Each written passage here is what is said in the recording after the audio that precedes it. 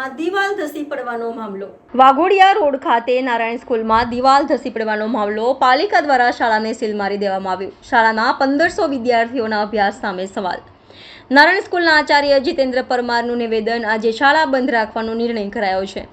DEO દ્વારા online શિક્ષણ આપવાની પરવાનગી અપાઈ છે. આજે શિક્ષકો સાથે બેઠક યોજવામાં આવી. કાલથી શિક્ષકો ઓનલાઈન અભ્યાસ કરાવશે. ત્યાં સુધી વૈકલ્પિક રીતે નવી ઇમારત શોધી નાખવામાં આવશે. અભ્યાસક્રમ પાછળ રહી જશે તો રજાના દિવસોમાં પણ અભ્યાસ કરાવીશું. જરૂર પડે દિવાળી વેકેશનમાં પણ અભ્યાસ કરાવીશું. દુર્ઘટના શુક્રવારના રોજ ઘટી છે, એટલે અમે ડીઓ સાથે વિચાર વિમર્શ કરીને 3 દિવસની રજા ડિક્લેર કરેલી હતી. આજ સુધી ડીઓ સાહેબને અમે રજૂઆત કરી અને એમને અમને ઓનલાઈન શિક્ષણ માટેનો એક વિકલ્પ આપેલો છે. એટલે હવે વિદ્યાર્થીઓનો વધુ અભ્યાસ ન બગડે એ માટે અમે લોકો આવતીકાલથી અમનું ઓનલાઈન શિક્ષણ કાર્ય શરૂ કરી રહ્યા છીએ.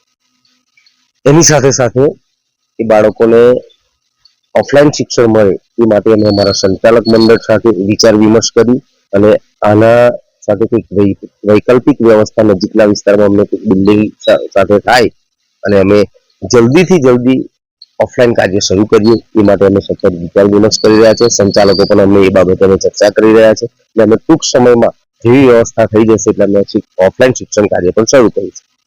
સાથે સાથે માનો આ જે તે દિવસોનો અભ્યાસક્રમ બાળકોનો બગડ્યો છે, 2-3 દિવસ ગયા છે, ઓનલાઈન શિક્ષણની અંદર પણ બાળકોને તો આમ તેમ થશે તો એ અભ્યાસક્રમ પણ અમે રજાઓના દિવસોમાં અથવા તો દિવાળી વેકેશન થોડું ટૂંકાવીને પણ અમે એમનો અભ્યાસક્રમ સરભર કરી આપીશું એવી શાળા તરફથી બાંહેધરી આપીશું વાલી મિત્રો બાળકોના શિક્ષણની ટેન્શન ન લે.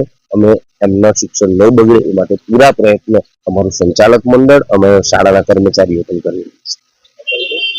હું પરમાર જીતેન્દ્ર કુમાર, આચાર્ય શ્રી નારાયણ વિદ્યાલય.